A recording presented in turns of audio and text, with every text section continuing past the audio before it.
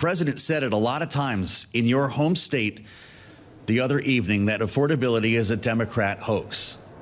Are you involved in some sort of conspiracy here? What is he referring to? Well, often I am bewildered by what exactly the president says. He says the problem is that too many kids have 37 pencils. I can assure you I don't have 37 pencils. Neither does my daughter. This president really was elected more than any other reason, as you kind of referred to just a few moments ago. He was elected because of the cost of living crisis and because he went around my state more than any other state in the nation saying that he would lower prices, and I quote him, on day one. Well, he's been president for a year. He has not lowered prices. In fact, prices are higher today than when he took office. And I would refer you to the comments that the Fed chair, Jay Powell, gave yesterday. Jay Powell is not a Democrat. In fact, he's a Republican, appointed by a Republican president named Donald Trump. And what did he say? Inflation is higher today than they projected, and it is almost entirely due to the Trump tariffs. Wow. Well, of course, we add, as I mentioned, health care to that story, and I'm wondering your reaction to see this Democratic bill fail in the Senate. It was predicted to fail, as was the Republican plan. So now they're both, I guess, up in smoke here, Congressman. What's going to happen? We're going over the cliff, as they call it? Well, first, you were right moments ago when you said the crisis in health care costs is one subset of the larger issue of the affordability crisis or cost of living crisis in this nation. It is probably the single biggest, along with the Trump tariffs, or essentially the national sales tax that Donald Trump has created to put on most goods, those that are imported. Now, on health care, I would refer you back to a few months ago. Remember, Donald Trump used to talk incessantly about something called the One Big Beautiful Bill. Well, remember, in his so-called Big Beautiful Bill, what was it about at its essence? Tax breaks that were skewed to the mega rich, paid for by the largest cuts to health care in American history. Cuts to Obamacare, cuts to Medicaid, cuts to other programs. Well, the first of those cuts will take effect January 1st. So that's why Obamacare has kind of been front and center right now. It just happens to be first on the chopping block, but later on in 2026, those Medicaid cuts come into play as well, and combined, according to the Congressional Budget Office, 15 million Americans will lose their health care over the course of the next year because of these Trump cuts.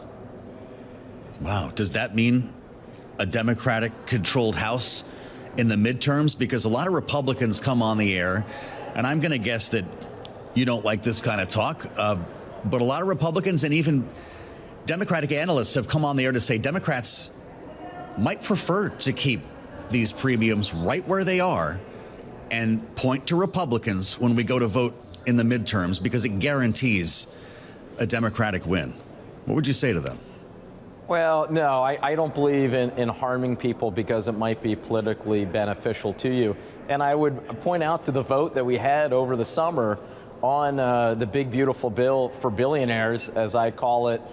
What did we see? We saw every House Democrat, whether a very liberal Democrat, a moderate to conservative Democrat, anywhere in between, you saw all House Democrats unite and vote against that proposal, and you saw almost every Republican vote in favor of it. That was the original sin in this. That's the bill that included the largest cuts to health care in American history. Even now, right now, live on the House floor, right in the well, there's a discharge petition initiated by Democratic leader Hakeem Jeffries. It would be a 3-year clean extension. No additions to the program, no subtractions. Clean extension. Every single Democrat, all 214, has signed that discharge petition. Not one Republican has. It only needs 4. That's how we got the vote in the Epstein files, let's not forget. We had 4 House Republicans who did the right thing and signed it. So if they want to at least look out for their political interests, they can go to the well of the House floor right now, sign that discharge petition, and we will soon get a vote. Well, after we speak, Congressman, we'll be joined by Nicole Malliotakis, the Republican from New York, is one of 10, at least at last count, 10 Republicans who've signed on to another discharge petition. This is the bipartisan bill by Brian Fitzpatrick and Jared Golden, would extend the tax credits for 2 years, but would also impose eligibility requirements. Would you be a no on that? I remain pretty open-minded. I've been waiting to see what would happen in the Senate.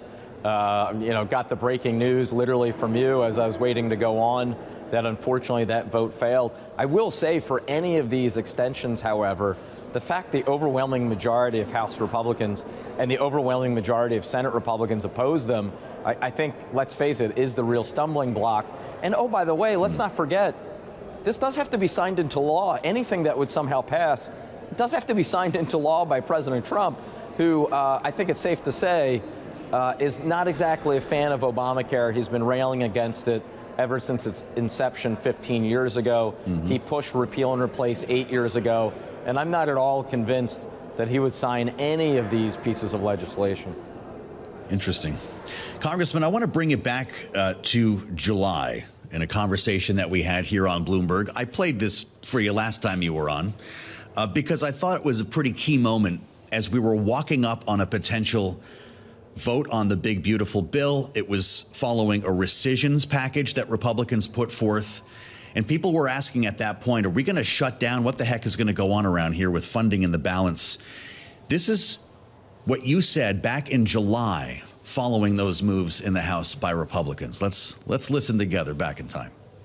If the administration continues to do that, then I certainly would not be in favor or vote for a scenario in which we reach an agreement on a Monday on a bipartisan basis, and then the very next day on a Tuesday, the White House says, oh, thanks for your vote for that. We're now rescinding X, Y, and Z in that bill, but we're keeping the parts that we liked. I'm not going to be a sucker, and I'm certainly not going to go along with that. So I believe actually a shutdown is more likely than not. More likely than not. And I think you said one more rescissions package, and you can count on it. Here we are again, Congressman. If we go over the cliff at the end of the month, if there's another rescissions package, as Republicans have suggested, and another reconciliation plan on the way, could we shut down in our remaining moment here at the end of January? Yeah. My first thought is I wish my sports predictions this year were as good as the prediction I made on the government shutdown over the summer. I think all things are possible. I certainly don't want a government shutdown. I think it'd be enormously costly to the country, and will do everything I can to prevent one.